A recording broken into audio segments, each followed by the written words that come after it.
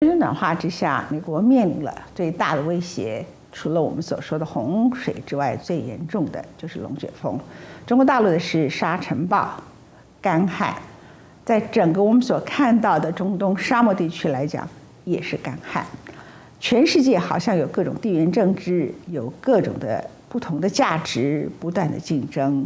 我们经常在报道美中对峙，报道普丁是否集结了175000名的军队准备入侵乌克兰。我们报道了朝鲜半岛的危机，我们也报道了在台湾海峡现在所面临的紧张状况。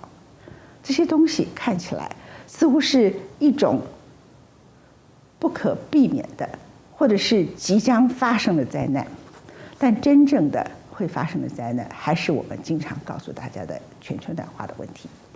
作为全世界第一强国，美国中西部地区这一次集体的龙卷风，而且有往东移的现象，拜登来到这里，他不敢相信这是他所领导的国家当地所面临的家园现象。有非常多人到现在为止下落不明，你根本不知道他的人连尸体都不知道卷到什么地方去。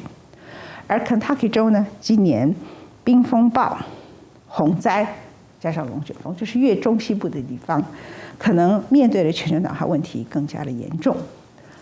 中西部这些地区呢，本身对全球暖化，在过去美国的民主政治每次投票的时候，他们大多不是民主党的支持的州。可是事实上，未来在整个全球暖化里头，加州会面临森林野火，而我刚所说的龙卷风、洪灾，中西部可能就是很重要的、主要的受灾害区。I never expected to see anything like this. So why was it so strong? One reason, the unseasonably warm temperatures.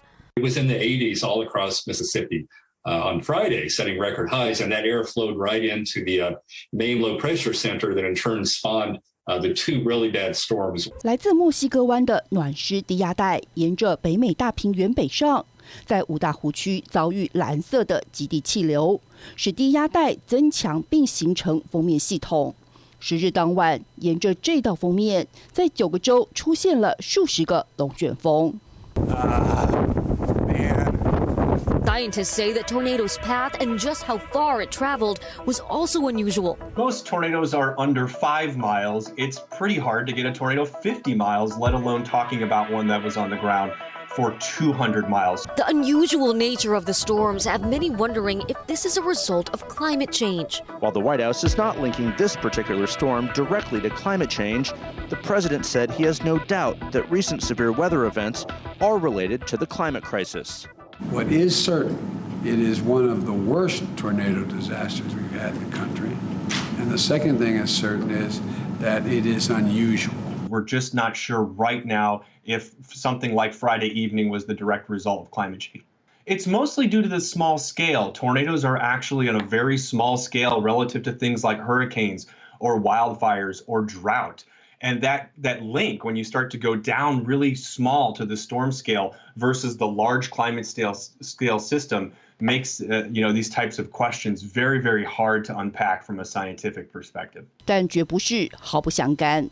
And there are certain things that we can say with some confidence. I mean, the global oceans have warmed more than a degree over the past century, and that's because of carbon pollution from fossil fuel burning, the warming of the planet. So the Gulf of Mexico wouldn't have been as warm as it is. And for each degree of warming, you get 7% more moisture in the atmosphere. That's actually basic physics.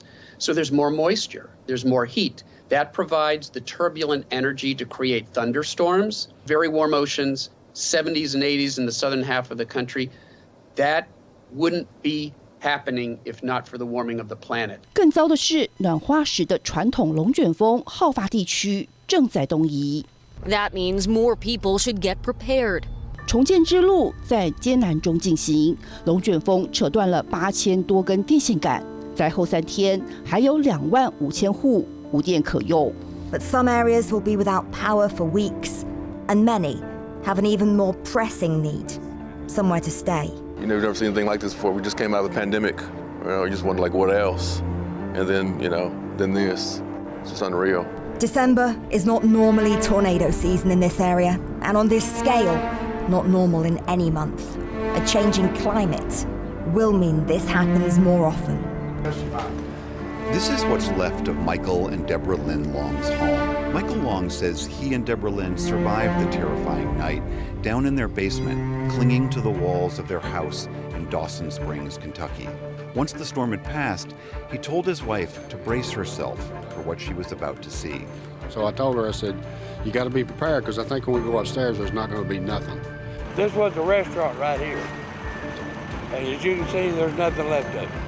Wayne Flint owned a family restaurant in this small western Kentucky town. He'll have to rebuild his business from scratch. We're just going to clean it up and throw it all away and start again. That's all any of us can do here, you know. 在后5天，拜登来了。 The government's going to cover 100% of the cost.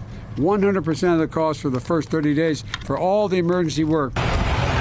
In hard-hit Mayfield, the National Guard is on the ground, cleaning up and buckling down for a massive recovery effort now underway. It's the latest test for the Biden administration, with all presidents judged by how they respond to natural disasters and emergencies. Here, it isn't just the buildings knocked over. Trees have been stripped, cars upturned.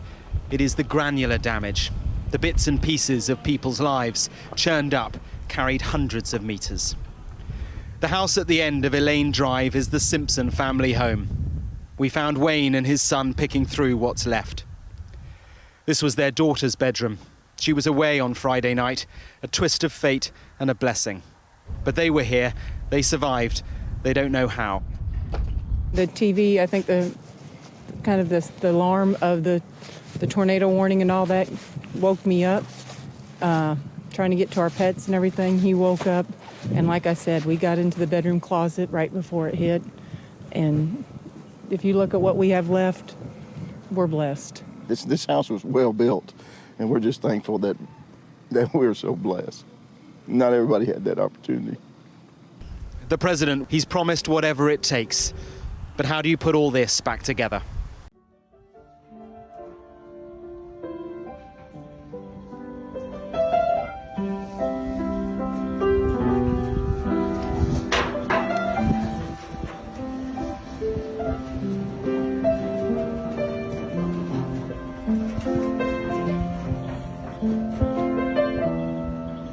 Back in Dawson Springs, Kentucky, for Deborah Lynn, who lost her first home to Hurricane Katrina 16 years ago, this second loss feels like a curse. So I feel like most of my life I haven't had a home.